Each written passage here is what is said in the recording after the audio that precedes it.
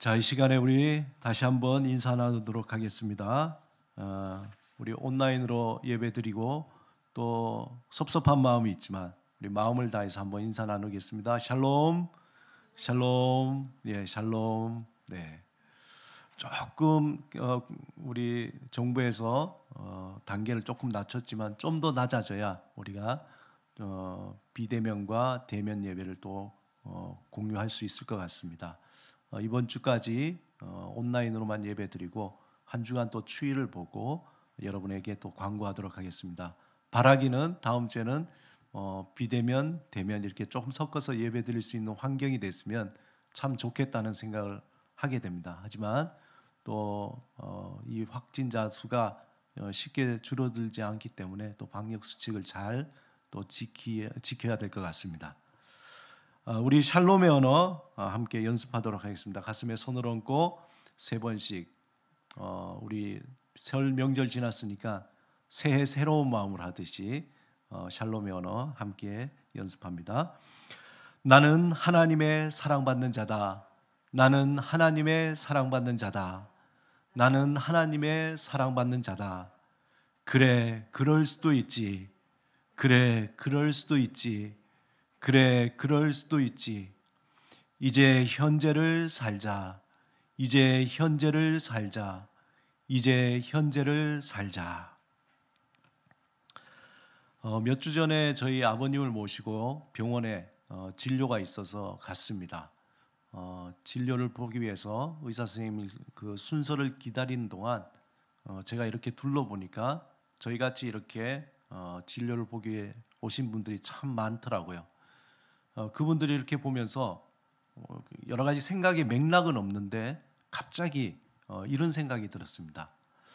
어떤 사람은 천년을 하루같이 사는 사람, 그는 어리석은 사람이 있는가 하면은 어떤 사람은 하루를 천년처럼 사는 지혜로운 사람이 있겠구나 라는 그런 생각이 문득 들었습니다. 가만히 생각하면 우리가 하루를 돌아볼 때 많은 일들이 있는데 우리가 하루를 누구와 함께 또 어떻게 살아가느냐에 따라서 그 하루의 삶의 무게와 또 어떤 그 질이 다르다라는 생각을 하게 됩니다. 이러한 삶은 이 하루가 또 하루를 그렇게 해서 이 시간이 지나면 지날수록 삶의 어떤 그 방향이 또렷하게 달라진다는 것을 볼 수 있습니다. 어떤 이는 삶을 살아가면 살아갈수록 마치 속이 꽉 차는 것 같이 그러한 삶을 살지만 어떤 이는 살아가면 살아갈수록 속이 점점점 비어서서 공허함과 허무함으로 살아가는 사람들도 있습니다. 이것은 뭐 돈이 있거나 아니면 능력이 있거나 아니면 건강하거나 어떤 외부적인 환경에 의존하는 것이 아니라 거기에 좌우되는 것이 아니라 지금 내가 누구와 함께 또 어떤 태도로 살아가느냐에 따라서 결정된다는 겁니다. 그러므로 우리는 영원하신 하나님과 함께 또 하나님을 의지하고 감사하면서 주어진 삶을 성실하게 이 하루가 그냥 하루가 아니라 거룩한 하루로 우리가 선물로 받은 하루로 살아가야 한다는 겁니다. 이 거룩한 하루를 산다는 것은 어떤 것인가? 그것은 아침에 일어나서 잠자리에 들기까지 하나님을 의식하는 그러한 삶입니다. 영원하신 하나님을 의식하며 그와 함께 살아가는 삶이 거룩한 하루를 살아가는 것입니다. 또 거룩한 하루를 산다는 것은 구체적으로 자주 말씀드리지만 현재를 살아가는 삶입니다. 우리가 이렇게 살아가는 삶에 눈을 뜨게 해주신 분이 누구냐? 그분은 바로 예수 그리스도입니다. 우리는 예수 그리스도를 통해서 거룩한 하루에 눈을 뜨게 되는 새로운 피조물이 된 것이죠. 이전에는 그냥 하루가 지나가는 하루, 의미 없는 하루였지만 예수 그리스도 안에서 우리는 거듭나게 되고 하나님께서 우리에게 주신 이 하루가 그냥 흘러가는 강물이 아니라 우리에게 주신 선물이구나. 그래서 이 날을 거룩하게 구별되게 살아야 되겠다 하는 그런 마음이 드는 거죠. 이러한 삶을 살아갈 수 있는 삶의 근육을 만드는 것이, 그것이 바로 신앙생활이라고 얘기합니다. 이런 거룩한 하루를 사는 사람들이 모여있는 그 모임을 교회 공동체라고 하죠. 교회가 뭐냐라고 얘기할 때에 예수 그리스도 안에서 고백하고 그 고백한 사람들의 삶, 거룩한 삶을 살아가는, 그 거룩한 하루를 살아가는 사람들의 모임이 교회라는 거예요. 그것이 다른 모임과 구별되는 모습입니다. 사도 바울은 다메섹으로 가는 길에서 예수님을 만나게 됩니다. 그리고 바로 이 거룩한 하루에 대해서 눈을 뜨게 된 거예요. 그는 천년을 살기 위해서 하루를 사는 것이 아니라 거룩한 하루를 살다 보니까 천년 아니 영원을 사는 영적인 원리를 예수 그리스도 안에서 발견하게 된 것입니다.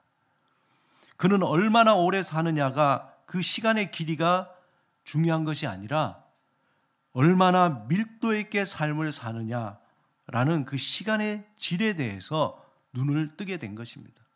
여러분, 솜사탕 보면 아시죠? 아주 풍성하게 크게 보이지만 솜사탕을 꽉 우리가 한 줌으로 움켜잡으면 한 줌밖에 안 되는 그런 모양으로 변하게 됩니다. 우리의 삶이 화려하고 정말 멋있고 그냥 대단해 보이는 것 같지만 하나님 없이 살아가는 그 삶은 사실상 살아가면 살아갈수록 그 안에는 공허함이 더해지는 것이죠. 하지만 아주 겨자씨처럼 작은 어떤 그러한 씨라도 하나님과 함께 그 생명이 있을 때 그 씨가 자라고 퍼져나가서 나중에 많은 열매를 맺는 것처럼 하나님과 함께하는 삶은 살아가면 살아갈수록 점점 더 풍성해지는 겁니다. 바울은 이전에 율법 아래서 살던 가식적이고 공허한 삶을 예수 그리스도 안에서 청산하게 됩니다. 자신을 위해서 십자가에 죽으시고 부활하신 예수 그리스도 안에서 생명력 있는 삶을 살아가기로 결단하게 되는 거죠. 예수 안에서 거룩한 하루를 사는 기쁨이 너무나 크기 때문에 그는 발견한 거예요. 야, 이렇게 사는 것이 정말 사는 것이구나. 그래서 이러한 삶을 모든 사람에게 전하기 위해서 그의 일평생을 다 바치게 됩니다. 그리고 그의 생의 마지막에 마치 교향곡을 작곡하듯이 거룩한 하루를 살아가는 그리스도인들을 위해서 위대한 에베소 교향곡을 쓴 것입니다.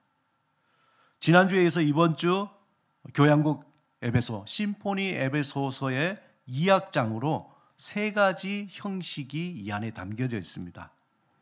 그 첫 번째는 에베소 2장에서 우리가 예수 안에서 어떻게 변화되었으며 우리의 부르심이 무엇인지 말씀하고 있습니다. 둘째 형식으로 3장에서 바울의 개인적인 간증이 나오고, 세 번째 3장에서 바울의 간절한 기도가 담겨져 있습니다.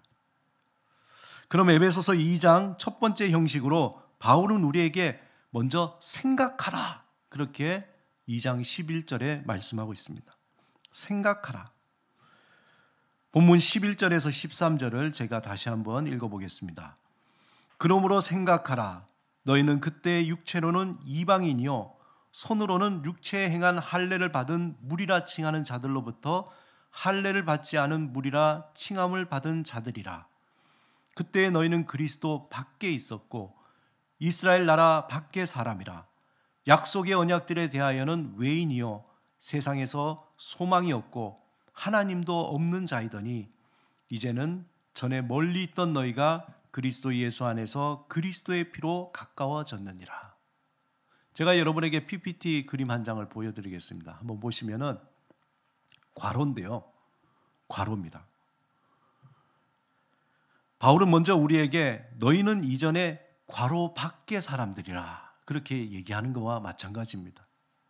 이 괄호를 생각하면은 우리가 살아가는 이 사회를 가만히 살펴보면 현대인들은 자신이 원하는 괄호 안에 들어가려고 치열하게 살아가는 거예요. 명문대라는 괄호, 대기업이라는 괄호, 강남이라는 괄호, 어떤 미인이라는 괄호 등등 자신이 생각할 때 나는 저 괄호 안에 들어가야 돼. 나는 저기 안에 속해야 돼. 그 괄호 안에 들어가기 위해서 정말 시간과 열정과 자신의 모든 것을 다 들여서 치열하게 살아갑니다. 왜냐하면은 만약에 저 괄호 안에만 들어간다면은 나는 안정감을 얻을 것 같으니까. 내가 강남에 살면 지금보다는 더 안정되고, 내가 명문대를 가면은 지금보다 더 잘 될 것 같고 안정될 것 같고, 내가 건강하면은 지금보다 더 안정된 삶을 살 것 같다는 그런 생각에 자신이 설정해 둔 그 괄호 안에 들어가려고 하는 겁니다. 2장에서 바울은 당시 이방인이었는데 예수 그리스도를 믿어서 그리스도인이 된 사람들에게 말하고 있는 겁니다. 그들이 이전에는 육체에 행한 할례를 받은 무리, 즉 유대인에게서 육체의 할례를 받은 무리, 유대인에게서 무할례자라고 여김을 받았던 사람들이죠. 이 말의 의미가 뭐냐면은 무할례자, 유대인에게서 무할례자라는 말은 굉장히 낮게, 천하게 보는 그런 말입니다. 유대인 관점에서 보면 그들은 인간도 아니라는 거죠. 그들에게 유대인이라는 이 괄호 밖에 있는 모든 사람들은 조금 심하게 표현하면 개보다 못한 사람들이라고 그들은 여겼습니다. 유대인은 자신들이 하나님의 자녀라는 분명한 표식이 있었거든요. 그것이 바로 할례였습니다. 자신들에게 할례가 있다는 것은 하나님의 선택을 받은 자, 하나님의 약속과 복을 누리는 자라는 그런 자부심이 그들에게 있어요. 우리는 하나님께서 이렇게 선택해 주셨다. 우리 민족은 하나님께서 우리에게 복을 주셨다. 우리 민족은 하나님의 그 특별한 선택에 의해서 부르심 받은 자들이다 라는 자기들만의 괄호가 있었습니다. 이 말은 이스라엘 밖에 있는 사람들에게는 하나님의 약속도 없고 소망도 없고 하나님의 복도 없다는 겁니다. 그렇게 단정짓고 한마디로 이방인은 괄호 밖의 사람이라고 단정짓게 됩니다. 그런데 괄호 밖에 취급받던 이방인이 이제는 예수 그리스도 안에서 하나님의 선택받은 백성, 하나님의 소망이 있고 하나님의 복을 누리는 그러한 사람으로 변화된 겁니다. 한마디로 괄호 밖에 있던 사람들이 괄호 안으로 들어오게 된 거죠. 바울은 이방인 그리스도인의 이전의 삶에 대해서 야, 너희는 의미 없어. 너는 정말 천한 존재였어라고 그렇게 깎아내리려고 한 것이 아니라 현재 그들이 얻은 은혜가 얼마나 놀라운 것인가에 대해서 이야기하기 위해서 이전의 삶을 기억하라고 얘기한 겁니다. 물론 유대인도 예수 그리스도 안에서 새로운 이스라엘 백성으로 선택을 받아야 합니다. 하나님은 유대인이든 이방인이든 모든 사람들이 예수 그리스도 안에서 새롭게 변화되어 새로운 하나님의 백성이 되어야 되는 거죠. 그렇게 초대받았습니다. 왜냐하면 예수 그리스도 밖에는 수많은 괄호의 삶으로 진정한 내가 누구인지 찾을 수가 없고 거기에는 평안이 없어. 예수 그리스도 밖에는 또 다른 괄호들이 너무나 많아요. 수많은 괄호들이 있는데 그 안에서 사람들이 여기 가면 평안이 있을까? 여기 가면 내가 인정을 받을까? 여기 가면 내 참모습을 얻을까? 그 괄호에 속해보지만 거기엔 참 평안과 자기를 진정한 자신의 모습을 찾을 수 있는 그런 괄호가 없다는 겁니다. 오직 진정한 평안과 나를 진정한 나의 모습을 찾기 위해서는 예수 그리스도 안에 있다는 겁니다.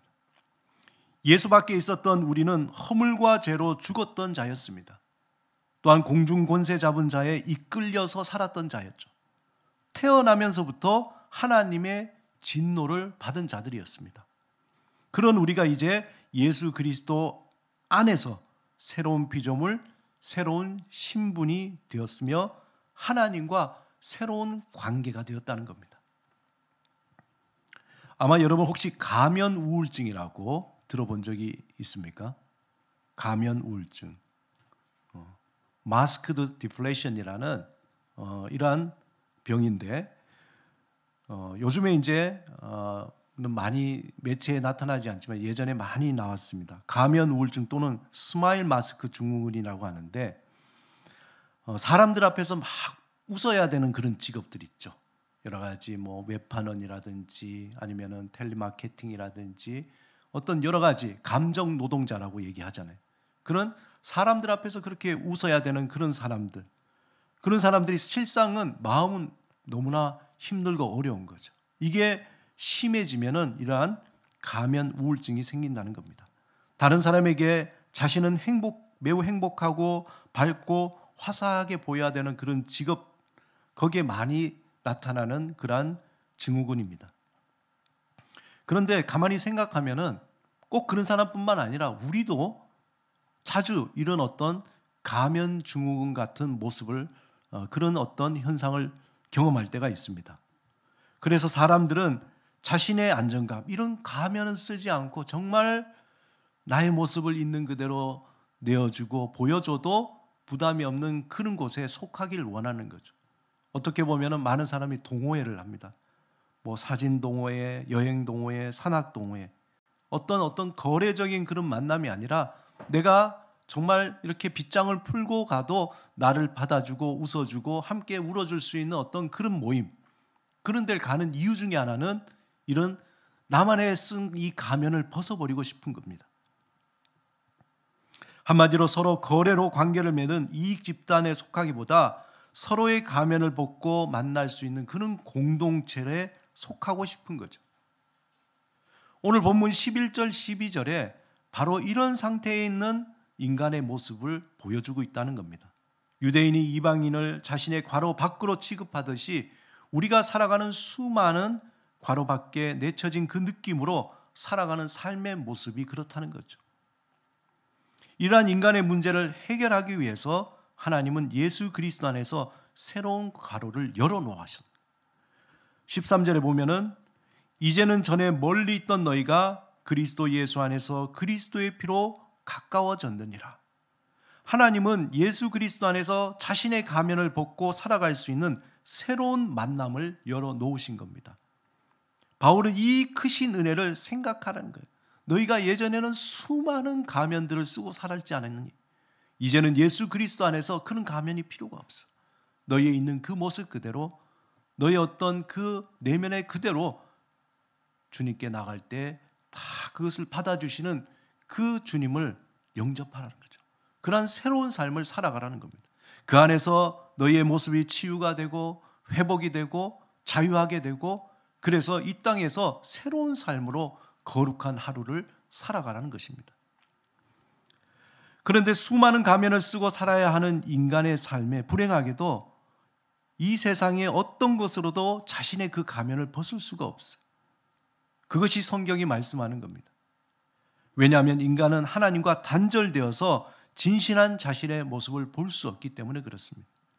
우리가 자신의 거울을 보면서 자신이 누구인지 우리가 알듯이 정말 우리 자신의 모습을 또렷하게 볼 수 있는 것은 바로 우리를 창조하신 하나님 앞에서 우리는 우리의 진정한 모습을 볼 수 있다는 겁니다. 그러므로 하나님은 세상의 방법이 아닌 하나님의 방법으로 새로운 만남의 길을 열어주셨습니다. 하나님은 우리와 하나님 사이에 높이 쌓여진 그 벽, 수많은 괄호를 하나님이 직접 다 무너뜨리신 거예요. 오늘 본문 18절에 예수 그리스도 안에서 열린 새로운 만남이 어떠한 것인지 구체적으로 설명하고 있습니다. 이는 그로 말미암아 우리 둘이 한 성령 안에서 아버지께 나아감을 얻게 하려 함이라. 이스라엘 제사 중에는 그 화목제라고 있습니다. 화목하게 하는 것, 말 그대로 화목하게 하는 것. 이스라엘 백성이 하나님과의 관계를 회복하기 위해서 드리는 제사인데 이때 꼭 필요한 것이 희생 제물이 필요했어요. 하나님과 죄를 지은 어떤 그런 관계 속에서 그것을 해결하고 하나님과 다시 회복하기 위해서는 화목 제물을 드려야 하는데 반드시 희생 제물이 필요했습니다. 하나님과 인간 사이의 관계를 회복하기 위해서 누군가가 희생을 해야 되는 거예요. 절대적인 불안과 고통 속에 사는 인간을 위해서 하나님은 결심하십니다. 내가 포기해야지. 그리고는 하나님이 자신을 포기하셨습니다. 자신이 친히 희생 제물이 되셨습니다. 자신이 그 막힌 담을 헐어버리신 겁니다. 그 희생의 상징이 바로 십자가입니다. 하나님은 십자가에서 세상의 모든 수치를 받으면서 우리를 살리시기 위해서, 화목하게 하기 위해서 자신을 희생시켰습니다. 하나님은 자신의 모든 사랑을 다해서 인간을 창조하셨듯이 자신의 모든 사랑을 다하셔서 십자가에서 자신이 희생 제물로 드려짐을 통해서 우리를 구원하신 겁니다. 이스라엘의 한 작은 나라의 한 청년이 십자가에 죽은 사건이 그냥 단순한 어떤 신문 기사거리가 아니라 그 사건은 온 인류를 향한 하나님의 사랑의 원자폭탄이었습니다. 그 사건은 한 작은 동네 사건이 아니라 온 우주에 구원을 선포하는 거대한 사건이었습니다. 그 십자가의 사랑은 너무도 강렬해서 그 사랑을 경험한 사람은 자신의 모든 가면을 다 벗어버리는 거예요. 그전엔 꽁꽁 자신을 숨겨두고 가면으로 가렸던 것이 그 사랑을 경험하게 될 때 자신의 모든 가면을 버리고 자신의 모든 것을 내려놓게 됩니다. 자신의 모든 죄를 고백하게 되고 이제 자신이 새로운 삶을 살아가게 되는 것이죠. 그 사랑의 힘은 세대를 넘고 계속적으로, 일회적인 것이 아니라 세대를 넘고 역사를 넘고 시대를 넘어서 계속적으로 영향을 줍니다. 그 십자가의 희생을 통해서 하나님은 우리와 막힌 담을 허시고 새로운 사귐 안에서 세상이 줄 수 없는 평안을 누릴 수 있도록 우리를 품어주셨다는 겁니다. 하나님은 자신을 희생시키면서 결심하셨습니다. 우리를 끝까지 사랑하시기를 결심하신 거예요. 우리를 끝까지 사랑하시기를. 우리가 어떠하든지 끝까지 사랑하시겠다고 결심하셨습니다. 우리가 배신하고 원망하고 모른 채 해도 하나님은 내가 너희를 선택했기에 너희를 끝까지 사랑한다 결심하셨습니다. 그 사랑의 결심은 세상에 어떤 것도 끊을 수도 없고 변하게 할 수도 없습니다. 왜냐하면 하나님이 십자가에서 자신의 모든 것을 희생하면서 열어놓은 새로운 사귐의 길이기 때문입니다. 본문 19절 22절에서 하나님은 세상을 향한 이제 새로운 계획, 그 십자가의 사랑을 통해서 우리를 하나 되게 하시고 이제 새로운 계획을 보여주시는데, 제가 19절에서 22절을 읽겠습니다.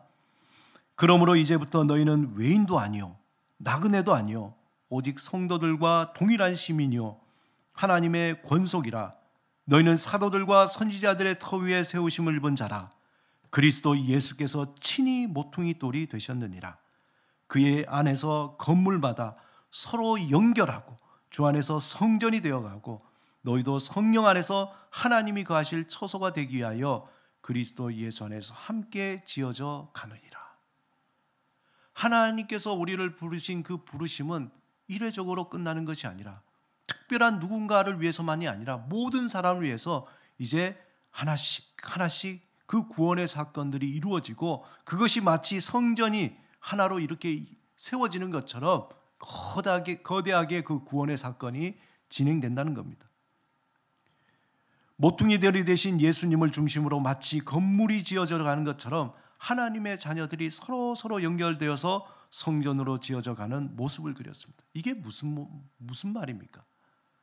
하나님의 그 구원의 사건이 이제 점점점 누룩이 퍼지듯이 겨자씨가 큰 나무를 이루듯이 그 구원의 사건이 점점 이 세상 가운데 퍼져나간다는 거죠. 하나님의 성전은 성령 안에서 서로 연합하여 자라게 됩니다. 이 말은 하나님의 사귐을 통해서 우리의 자신이 성전으로 세워져 나간다는 것이죠. 그 성전은 하나님의 사귐 속에서 진실한 만남과 평안으로 지어져 갑니다. 어떨 때는 이게 그렇게 되나? 우리 교회가 10년 됐는데 막 성장할 것 같은데 아직까지 작은 것이지만, 그러나 또 개인적으로 볼 때 내가 예수 안에서 이렇게 변화돼야 되는데 그렇게 변화되지 않는 나의 모습을 보면서 실망하고 절망하지만, 하지만 한 번 선택하신 하나님은 개인이든 교회든 하나님의 그 계획 속에 점점 그 성전은 자라간다는 거예요. 그리고 그 어느 순간 그 형체가 뚜렷하게 구체적으로 나타나게 됩니다. 우리는 하나님과 사귐 가운데 하나님의 평안을 누리고 그 평안을 나 자신과 누리게 됩니다. 나의 내면에 있는 수많은 가면들, 그 하나님과의 사귐 속에서 이제 내 안에 있는 수많은 가면들을 하나씩 하나씩 벗겨내고 진정한 나의 모습과 만나게 되는 겁니다. 이러한 과정 속에서 내가 나의 속에 있는 그 가면들을 버리고 빗장을 풀고 진정한 나의 모습이 드러나면서 나와 이제 다른 사람과 막힌 담을 헐어버리는 거예요. 그리고 하나님의 평안으로 또 새롭게 연결되어 그 사람도 하나님의 성전으로 자라게 하는 거죠. 그것이 하나님의 계획입니다. 나에게 구원을 베푸시고 나를 부르시고 나를 성전 삼으신 것처럼 나를 통해서 또 다른 사람을 하나님께서 부르시고 또 하나님께서 성전 삼아 주신다는 겁니다. 예수 그리스도의 십자가로 하나님과 화평케 된 우리는 그 사귐을 통해서 다른 이들과 화평케 하는 평안을, 피스메이커, 평안을 주는 자로 하나님께서 우리를 세워주신다는 겁니다. 그 평안의 울림이 우리가 사는 삶의 자리에서 관계를 변화시켜 줍니다. 우리 가족 안에서 막힌 담을 헐어내는 에너지가 되는 겁니다. 직장에서 우리가 살아가는 삶의 자리에서 자신의 가면을 벗고 담을 헐고 진실한 사귐으로 한 뼘씩 한 뼘씩 변화시킬 수 있는 힘이 된다는 거예요. 놀랍게도 하나님과의 그 사귐을 통해서 내가 나 자신을 새롭게 만나게 되고 내가 있는 그 가정 속에서 그 가정에 새로운 변화가 일어나게 되고 그리고 내가 살아가는 그 삶의 자리에서 나를 통해서 다른 사람들을 새롭게 변화시키는 그러한 힘이 생겨난다는 겁니다. 이제 바울은 3장 1절에서 13절에 자신을 예수에 묶여있는 자, 또 자기 자신이 묶여있는 것이 아니라 예수에 의해서 묶여진 자로 하나님의 청지기로서 소개하고 있습니다. 3장 2절에 보면 하나님의 은혜의 경륜이라는 말이 있는데 이 말은 하나님의 청지기라는 말입니다. 하나님의 청지기, 하나님의 중요한 사명을 맡은 청지기라는 거예요. 그래서 바울은 자신이 하나님이 맡겨주신 소중한 일을 맡은 그러한 청지기라고 스스로 정체성을 가지고 있었습니다. 그럼 그 소중한 일이 무엇인가?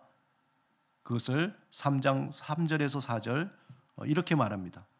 곧 계시로 내게 비밀을 알게 하신 것은 내가 먼저 간단히 기록한과 같으니 그것을 읽으면 내가 그리스도의 비밀을 깨닫는 것을 너희가 알 수 있으리라. 사도 바울은 하나님께서 자신에게 주신 그 비밀을 많은 사람들에게 전하는 자로 불러주셨다는 그 소명의 청지기로 불러주셨다는 것을 그는 고백하는 겁니다. 그 비밀이 무엇이냐? 그 비밀은 교회를 통해서 예수 그리스도 안에서 모든 만물이 서로 연결이 되고 회복되고 사귐을 가짐으로 서로 자라서 하나님의 사랑을 이 세상에 드러내는 것. 그래서 궁극적으로 하나님의 영광과 찬송을 드리게 되는 그러한 어떤 일을 사도 바울이 맡게 됐다는 겁니다. 그 일이 어떻게 사도 바울뿐이겠습니까? 예수 그리스도 안에서 부르심을 받은 모든 자들에게 하나님께서 맡겨주신 그 사명, 우리에게 청지기로서 맡겨진 그 사명이 바로 우리를 통해서 하나의 교회가 되게 하시고 교회를 통해서 하나님의 그 사랑이 드러나게 하시고 궁극적으로 하나님의 영광이 이 땅 가운데 드러나게 하시는 겁니다.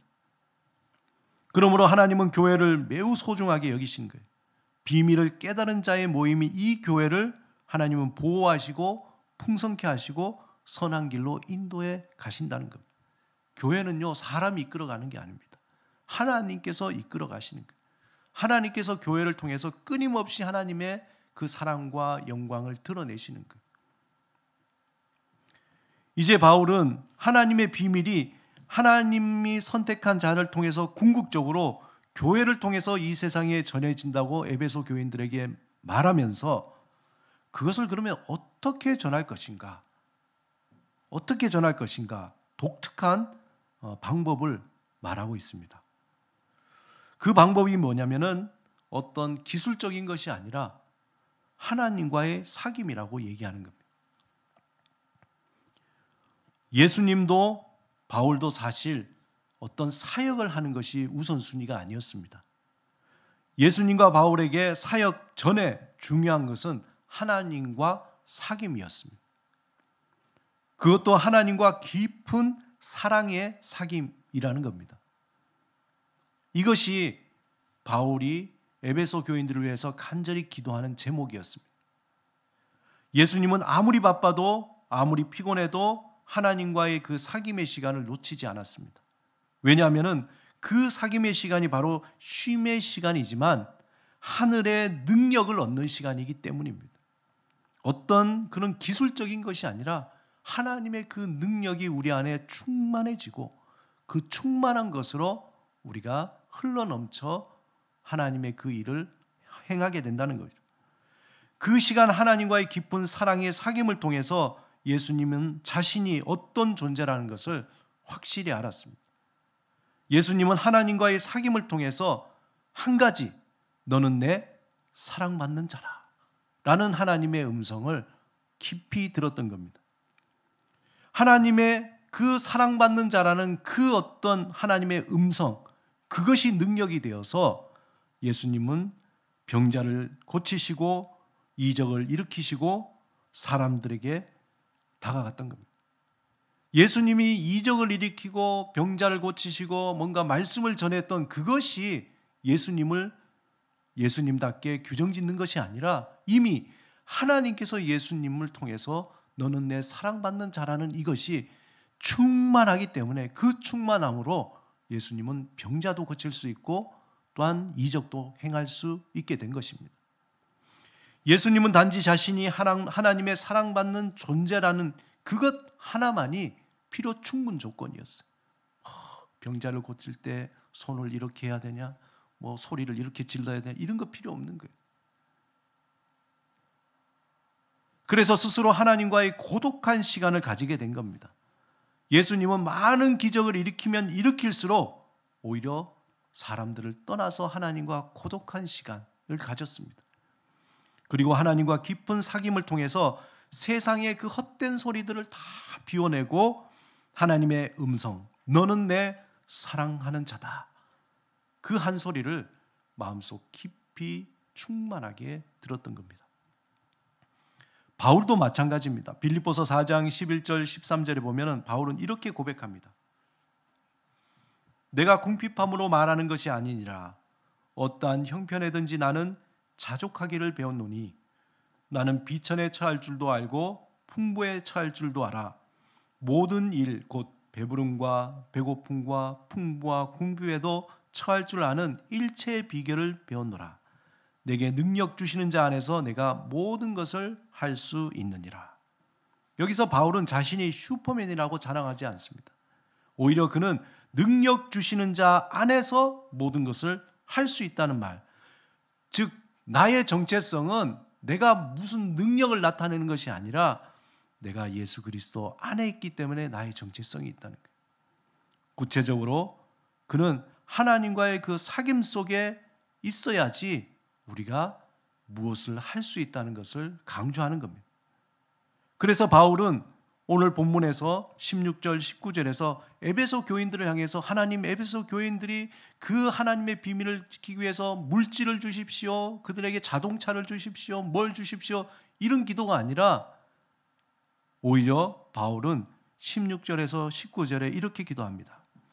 그의 영광의 풍성함을 따라 그의 성령으로 말미암아 너희 속사람을 능력으로 강건하게 하시오며 믿음으로 말미암아 그리스도께서 너희 마음에 계시게 하시옵고 너희가 사랑 가운데서 뿌리가 박히고 터가 굳어져서 능히 모든 성도와 함께 지식에 넘치는 그리스도의 사랑을 알고 그 너비와 길이와 높이와 깊이가 어떠함을 깨달아 하나님의 모든 충만하신 것으로 너희에게 충만하게 하시기를 구하노라.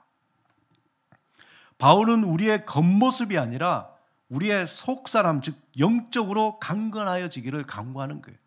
어떤 가면, 어떤 것들을 우리에게 자꾸 써나가는 것이 중요한 것이 아니라 우리의 속사람이 강건해지기를 기도했습니다.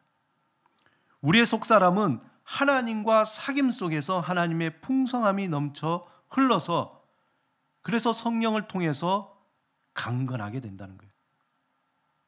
그러므로 우리가 하나님과의 그 사귐의 시간을 가질 때 그냥 우리가 기도하고 하나님 앞에 머무르고 말씀을 읽을 때 아무런 일이 일어나는 것이 아니라 우리의 속사람이 점점점 강건해진다는 거예요. 영적으로 하나님의 충만함이 성령을 통해서 우리에게 계속적으로 부어진다는 겁니다. 또한 우리가 하나님의 사랑의 뿌리를 받고 사랑을 기초로 해서 살아가기를 바울은 기도하고 있습니다. 하나님과 사귐을 통해서 하나님의 사랑의 그 너비와 길이와 높이와 깊이 그것을 알아가면 알아갈수록 우리 안에 충만한 하나님의 사랑이 넘쳐나게 된다는 거죠. 그 힘이 우리가 거룩한 하루를 살아갈 수 있는 힘이 된다는 거예요. 그 힘이 우리의 막힌 것을 뚫어내는 힘이 된다는 거예요. 그 힘이 우리가 여러 가지 혼돈스러울 때 그 모든 것들을 통찰력 있게 바라보고 나갈 수 있는 지혜가 된다는 겁니다. 헨리 나우엔이 이러한 이야기를 했습니다.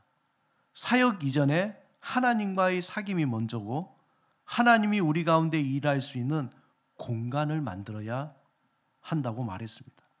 그런데 우리는 우리 내면의 공간에 세상의 것들로 채워서 하나님이 일할 수 없도록 만드는 거죠. 근심과 걱정과 분노와 두려움들 이런 것들로 꽉 채워서 하나님이 일할 수 있는 공간을 다 메워버린다는 거예요. 다시 말해서 하나님 앞에서 그 모든 것들을 다 드리고 우리의 그 공간 속에 하나님의 그 사랑으로 채울 때에 우리가 생각할 때 이걸 할 수 있을까라고 하는 것들을 어느 순간에 내가 하고 있는 겁니다. 내가 이것을 정말 해낼 수 있을까 하는 부분들을 우리는 해내고야 마는 겁니다. 사랑하는 여러분, 우리가 예수 밖에 있을 때 어떠한 존재였는지 항상 생각하시기 바랍니다. 그 은혜를 항상 생각하시기 바랍니다. 우리를 예수 그리스도 안에서 하나님의 자녀로 부르시고 우리를 통해 하나님의 영광을 나타내시는 그 크신 은혜에 항상 감사하고 찬양하시기 바랍니다. 우리의 삶을 통해 하나님의 영광을 나타내는 삶이 그 삶이야말로 가장 고상하고 가치 있고 소중한 것임을 알고 날마다 거룩한 하루를 살아가시기 바랍니다. 먼저 우리는 하나님과의 사귐을 통해서 우리 안에 채워진 세상의 것들을 다 녹여내야 됩니다. 아무리 두꺼운 쇠라도 그 용광로에 들어가면 다 녹아내듯이 그것은 하나님과의 사귐을 통해서 그 뜨거운 하나님의 그 사랑으로 다 녹아져야 되는 겁니다. 아가서 8장 6절 7절에 보면 죽음보다 강한 사랑, 많은 물로도 끌 수 없고 홍수라도 삼킬 수 없는 사랑, 세상의 모든 걸 다 주고도 바꿀 수 없는 하나님의 그 사랑, 그 사랑이 우리 안에 처음에는 아주 작은 불꽃 같지만 그것이 커지고 커져서 뜨거운 사랑의 불꽃이 그 용광로 같은 것이 우리 안에 채워질 때에 우리 안에 모든 가면들, 근심, 걱정들, 우리 막혀 있는 모든 것들이 녹아지고 하나님의 그 뜨거움으로 우리는 거룩한 하루를 살아가게 된다는 것입니다. 예수 그리스도 안에서 부르심을 받은 자로서 죽음보다 강한 하나님의 사랑으로 날마다 우리에게 주시는 그 선물, 거룩한 하루를 살아가며 우리의 삶을 통해서 하나님의 영광을 나타내는 저와 여러분의 삶이 되시기를 주님의 이름으로 축원합니다. 이 시간의 말씀을 생각하시며 함께 기도하시겠습니다.